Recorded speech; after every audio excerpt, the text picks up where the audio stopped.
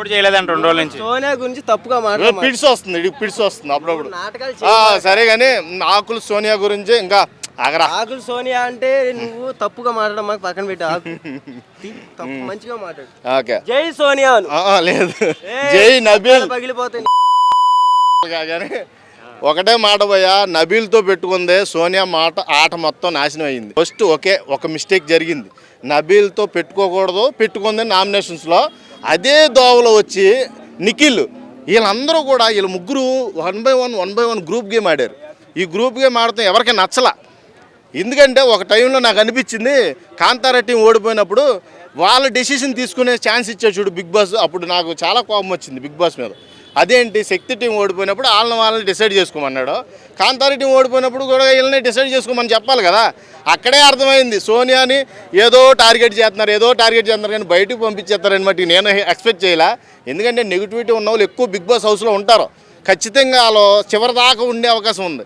కానీ ఒక్క సోనియాని ఎందుకు పంపిస్తున్నారంటే వన్ ఆఫ్ ద రీజన్, ఆమెకి ఎక్కువ ఏ వీడియో పెట్టినా, ఒక ఫోటో పెట్టినా, ఒక చిన్న బయట పెట్టినా నెగిటివిటీ బాగా స్ప్రెడ్ అయింది. సోనియా ఎలిమినేట్, నబీల్కి ఓటేయండి, సోనియాని ఎలిమినేట్ చేయండి. నబీల్ చూసా ఫస్ట్లోనే ఆ ఫోమ్తో ఏదైతే ఇన్సల్ట్ చేశారో అదే ఫోమ్తో సేవ్ అయ్యాడు. చాలా బాగా అనిపించింది. నేను నాకు నాగార్జున గారు ఒకటే చెప్పాడు, మీరు అక్కడ మాటలు ఇక్కడ మాటలు అక్కడ చెప్పాడని మణికంఠన్ అంటున్నారు, కానీ మీరే ఎక్కువగా హౌస్లో బ్యాడ్ అయ్యారు. ఆ విషయం మీకు తెలుసా తెలీదా అని అడిగినప్పుడు ఇక మనోడికి మాటలేవు. నిఖిల్కి ఎక్కడో మిస్ అయింది సార్, ఎక్కడో మిస్అండర్స్టాండింగ్ జరిగింది సార్ అంటే ఏం మిస్అండర్స్టాండింగ్ జరిగింది, ఏ మిస్ ద్వారా ఈ అండర్స్టాండింగ్ అనేది మిస్ అయ్యిందని అడిగేసరికి తెల్లమోకాలి సార్ అందరూ. కాబట్టి ఇక ఓవరాల్గా చెప్తున్నా, ఫెయిర్ ఎలిమినేషన్ ఇది అన్ఫేర్ అంటాక వీలు లేదు ఎవరు కూడా. ఇది అందరూ కావాలనుకున్నదే జరిగింది ఎలిమినేషన్. నబీల్ రోజుకి చాలా స్ట్రాంగ్ అవుతుంటున్నాడు కదా. చాలా ఇప్పుడు హౌస్లో ఎవరైనా నెంబర్ 1 కంటెస్టెంట్ ఉన్నాడంటే నబీల్ అఫ్రీది.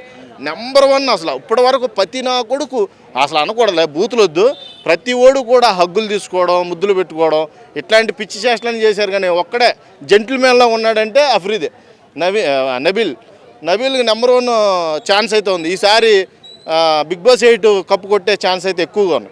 సోనియా బయటకు వెళ్ళిపోతే నిఖిల్ పృథ్వీ పరిస్థితి ఏంటంటారు మరి? ఏం చేస్తారా, ఇంకా మళ్ళీ ఎవరొకరు తగులుకోవాలి. అర్థమైందా? ఒకటే మన పృథ్వీగోడు మట్టుకి చాలా చేంజ్ వచ్చింది ఈ వీక్లో. చాలా అంటే చాలా మార్పు వచ్చింది. గేమ్ కూడా చాలా పర్టికులర్గా చక్కగా చూసుకొని ఆడుతున్నాడు. ఈ రోజున అక్కడ హీరో ఎవరో జీరో ఎవరో అని అడిగినప్పుడు నాగార్జున ఆ కాన్సెప్ట్లో నబీల్కి ఎక్కువ హీరో ఓట్స్ వచ్చినాయి. అలాగే మన పృథ్వీకి కూడా. మణికంఠన్ జీరో చేశాడంటే వాడు పాయింట్ నాగార్జున గారు క్లియర్గా చెప్తున్నాడు, నువ్వు డిఫెండ్ చేయవలసిన చోట వదిలేసి అనవసరమైన చోట డిఫెండ్ చేస్తున్నావు, వెళ్ళి మైక్లు ఇస్త్రేయడం అలాంటివి చేస్తున్నావు. నువ్వు ఎక్కడ డిఫెండ్ చేయాలి, నిన్ను ఎందుకు తప్పించారు అప్పుడే డిఫెండ్ చేయాలి. నీ గేమ్ ఆడతాం రాదా, అక్కడ నువ్వు స్టాండ్ తీసుకోవాలి. నువ్వు స్టాండ్ తీసుకోమనికండా ఇలా ఉంటే ఏమో సార్ నాకు అర్థం సావట్లేదంటే నీకే అర్థం అవ్వట్లేదు, ఇంకా గొడవ లేదులే అంటాడు. ఇక వాడి పరిస్థితి అలా ఉందన్నమాట. ఇప్పుడు కాన్స్టెంట్ మైండ్లో లేడు. అర్థమైందా? ఎవరన్నా ఏదన్నా చెప్తుంటే ఇన్ఫ్లుయెన్స్ చేసినట్టు ఉంది అడిగి. కాబట్టి మణికంఠ కొంచెం ఇంకా మెచ్యూరిటీ రావాలి. ఇప్పుడు చీఫ్ కింద అనర్హత ఉన్నట్టే మణికంఠకి. ఎందుకంటే పృథ్వీ ఇంకా మన ఆదిత్య ఓం గారి కన్నా ఉంది, కానీ మెచ్యూరిటీ ఈ మణికంఠకి అస్సలు లేదు. మణికంఠ ఇంకా తెచ్చుకోవాలి. అంటే కంటెస్టెంట్గా ఉంది, చీఫ్ కింద అయితే లేదు. చీఫ్ కింద సీత మట్టికి పర్ఫెక్ట్. సీతను ఆల్రెడీ అభినందించాడు మా నాగార్జున గారు. అలా ఉండాలి కరెక్ట్గా. ప్రేరణ పాయింట్ రేస్ చేసింది బాసు. ఒక్క పాయింట్ చాలు. అసలు ప్రేరణకు మంచి తెలివి ఉంది, నిజంగా టాప్ 1 కంటెస్టెంట్ ఆవిడ కూడా. ఖచ్చితంగా చూడండి మీరు, టాప్ 5 నుంచి పోటీ ఇచ్చేది ఎవరైనా ఉన్నారో ఒక కంటెస్టెంట్ అంటే ప్రేరణ ఉంటుంది ఖచ్చితంగా. దాంట్లో నబీల్ ఉంటాడో, ఇంకా సీత కూడా ఉంటుంది. ఎందుకంటే వీళ్ళు ఆడే విధానం కూడా చాలా చాకచక్యంగా ఉంది. ఎవరిని ఎక్కడ పాయింట్అవుట్ చేయాలి డైరెక్ట్ అనేసింది. వాళ్ళు ముగ్గురు మీరు ఏం మాట్లాడుతున్నారు మీకన్నా అర్థమైందా? నేను ఏ వీడియో చూపించాను యష్మి గురించి, మీరు ఏం మాట్లాడుతున్నారంటే అక్కడ నాకేమీ నెగిటివిటీ కనబడతలేదని సోనియాని కవర్ చేసే పనిలో ఉన్నారు ఇద్దరు. ఎవరో 2 కత్తులు, పిడికత్తులు, సోనియాకి అటొకడు ఇటొకడు కవర్ చేస్తున్నారు.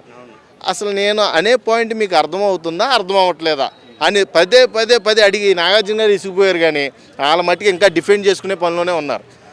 ఆ క్రమంలో ప్రేరణ అందే ఒక మాట, వీళ్ళు అంతే సార్ ఫస్ట్ నుంచి ఏదో ఒక పాయింట్ని పట్టుకుంటారు, దాంట్లో మంచిని ఎత్తుక్కుంటారో మన మాట వినరనేసింది.